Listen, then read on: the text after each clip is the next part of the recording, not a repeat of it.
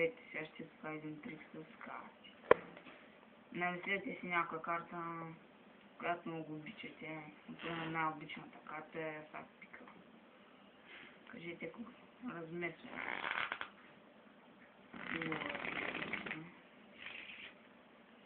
Кажете стоп карти. Стоп.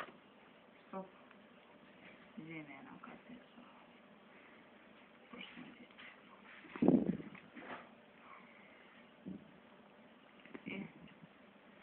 Разнесе малко.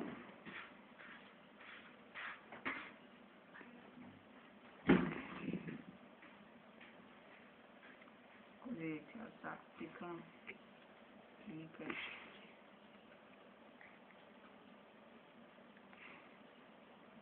Вече няма. Остава да е фактика. Правим така. Така и една карта има.